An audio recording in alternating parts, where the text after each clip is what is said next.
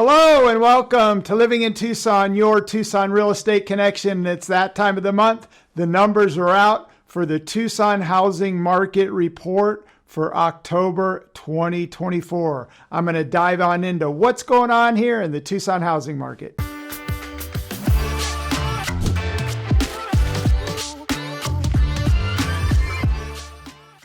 Hello, my name's Tyler Ford, Tucson, Arizona with eXp Realty, and welcome to another episode of Living in Tucson, your Tucson real estate connection, where each and every month I dive on into what's going on here in the Tucson housing market. And we're almost at the end of 2024. So the big question is, are home values going to finish on a positive or a negative note? But single family home prices are slightly down year over year, which I'm going to cover. But the good news is sales volume is starting to come up. So buyers are getting back into the market, and inventory levels, although they've been rising, which is good for buyers out there because there's more things to look at. Inventory levels are still relatively low, so home values are holding. But I'm going to dive on into everything that's going on and cover the market for October 2024. Before I dive into the Tucson housing market, I first like to start with interest rates to give you a feel for what's going on with interest rates, because interest rates have a huge impact on the housing market. And as everybody knows, interest rates have been extremely high relative to where they've been. But the good news is we've seen a little bit of relief from the highs, but rates have ticked up a little bit. But before I dive into giving you what the interest rates are for the 30 and the 15, first like to take a look at the mortgage application index. And it's an index that I look at because it's the leading indicator to give you a feel for the demand of the buyers out there. And right now, the mortgage application index is at a near low, meaning people have not been applying for mortgages. And it has everything to do with unit sales. Unit sales have been way down, which I'm going to cover. But the good news is unit sales are starting to tick up. And it looks like the mortgage application index is starting to tick up slightly as well. So now let's dive into what's going on with interest rates. And right now on a 30-year fixed, you're sitting at 6.79%. And on a 15-year fixed, we are now sitting at 6%. So that's what's going on with interest rates. The first number to cover is what we call percentage of list. And that is when somebody lists a home in the MLS, what percentage of the list price is a seller getting? And it's a little deceptive because percentage of list is based on the final list price. It does not take into consideration price reductions. But I am going to cover at the end of this video price reductions, which is also a really valuable number, whether you're a buyer or a seller. So if you continue to watch, I'm going to go over price reductions. But percentage of list in the MLS for October 2024 was 98.25%. So if sellers are listing homes correctly, they're getting about 98.25%. So the good news for buyers out there, during COVID and for quite some time, percentage of list was above 100%. So there wasn't a whole lot of room for buyers to negotiate. Now that the percentage of list is under 100%, it gives a little bit of room for seller concessions, repairs, price reductions. So again, if sellers are pricing their home correctly, they're getting about 98.25% of the list price. The next number to cover is what we call days on market, or DOM for short. And that is, how long does it take from the time that somebody lists the home until the time that it goes under contract? It's not from the time that you list until it actually closes. It's called days on market, or DOM for short. For October 2024 in the MLS, there's two numbers I'm going to cover: the median days on market and the average days on market. And the median days on market takes out the highs and the lows and takes the middle numbers, where the average days on market takes everything and then gives you the average days on market. So there's some homes out there that have been on the market for a long time, which can skew the number. So I like to look at median days on market. It's a little bit more accurate. So right now in the MLS, the median average days on market for October 2024 was 22 days, and then the average days on market is 42 days. So if you're a seller out there and you're starting to exceed average days on market, whether it's the median or if it's the average, if you're starting to go over 42 days on market, it typically means that your home is overpriced. So I would encourage you as a seller out there to take a look at the comps and look at the average days on market, and it's going to tell you. If you're a buyer out there, before writing an offer, take a look at the average days on market because again, if a home's been sitting on the market and it's exceeding 42 days on the average, it typically means that the home could be potentially overpriced. So you want to make your offer accordingly. So that's what's going on for days on market here in Tucson for October 2024. Now the big number, what are home values doing here in Tucson, Arizona? And back in April of 2024, I made a bold prediction that the median home sales price for single family homes would not exceed $400,000. And we were at, I think, right around $392,000 for the median home sales price back in April. And that turned out to be the high.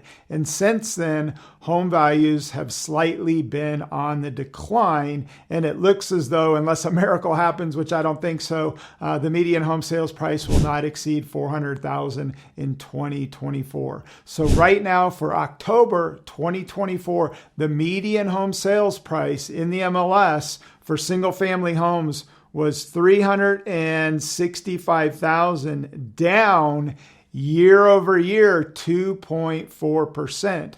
So this market in 2024 has gone flat to sideways. But the good news, and I'm going to talk about home inventory, home values are holding strong. And I know there's a lot of people out there that want this market to soften, especially buyers. So home affordability is more affordable. So we're getting a little bit of a relief. Home values have pulled back slightly. Townhomes and condos is a different story just because from a price point standpoint, people are gravitating towards townhomes and condos from affordability standpoint. And also when you get approved for a mortgage, they look at what is called your debt to income ratio.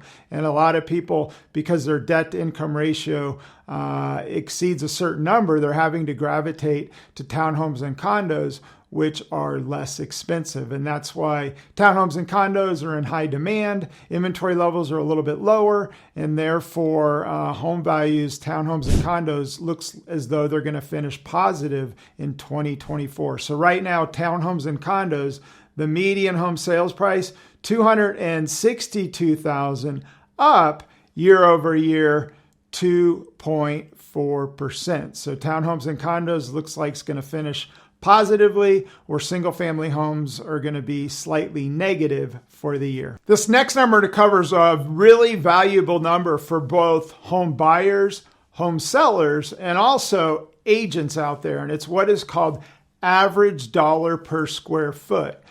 So as a seller out there, when you go to list a home, typically what you do is you pull a CMA, a comparative market analysis, and you can get really specific in terms of square footage, the number of bed, bath, pool, garage, no garage, 3-car garage. So you can get really, really specific when pulling comps. And what you're looking for is the average dollar per square foot of closed sales. And then what you do is you take the square footage of your home and multiply it by the average dollar per square foot, which gives you a really good idea in terms of what your home's going to potentially sell for.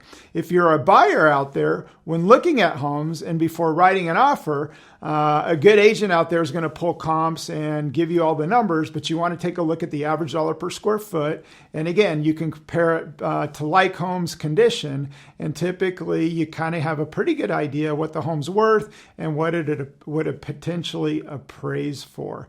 So if you're dramatically exceeding average days on average dollar per square foot and your home's not selling, your home's probably overpriced.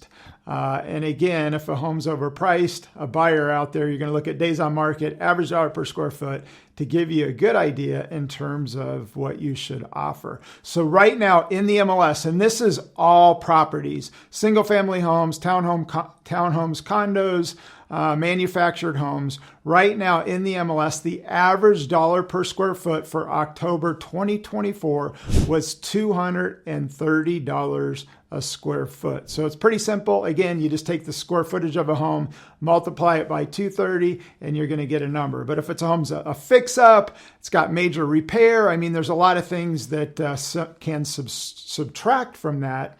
And at the same time, there's certain homes that are going to exceed the average dollar per square foot that are in really good condition, unique, or maybe some of the smaller homes out there typically will pull a slightly higher average dollar per square foot. So right now, on average, you're looking at about $230 a square foot in the MLS for all properties. Now, my favorite number, home inventory levels, economics 101, supply and demand.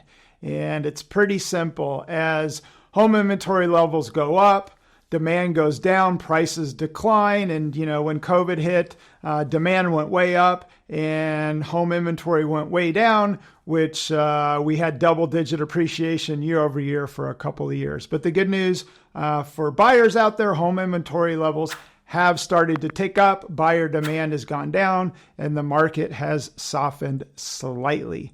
The thing is that home inventory levels, even though they've gone up, they're still relatively low. And I remember back in 07, 08, 09, up to 2010 when the market melted down, just to get things into perspective, there were over 10,000 active listings in the MLS. So there was a huge spike in inventory. Demand had dried up, which made the market crash, and we pulled back by over 50%. So I know there's a lot of people out there and sellers or buyers out there asking me, when is this market going to pull back? And again, unless home inventories dramatically increase, I just don't see a huge pullback.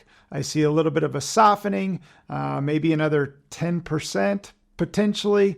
But again, unless we see a huge spike in home inventory, I just don't see a huge pullback. So right now in the MLS for October 2024, there are a total of 2,656 active listings in the MLS. And to break it all down, there are 2,057 single-family homes. There are 224 townhomes.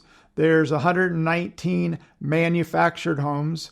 There are 224 condos and a total of 33 mobile homes. So that'll give you a pretty good idea of home inventory. But again, it's one to take a look at. And for those wanting this market to substantially pull back, I think home inventory levels would need to more than double. But again, if home inventory levels start to dramatic or slightly tick up, the market does typically pull back slightly as well. So again, that's what's going on here for home inventory October 2024. This next number I'm going to cover is one that I was not covering for a long time, but recently the Tucson Association provided us with a new vendor in terms of all the stats. And as a result, they're now providing us price reductions. And the percentage of list, it's a little deceiving, like I talked about at the beginning of the video. And a lot of people were always asking me, what about price reductions? And it's just not anything that we had access to in terms of the numbers. But the good news is we now do. So I am covering it. So in October, 40% of all the properties sold in the MLS did a price reduction, and the average percent of that price reduction was 6.3%.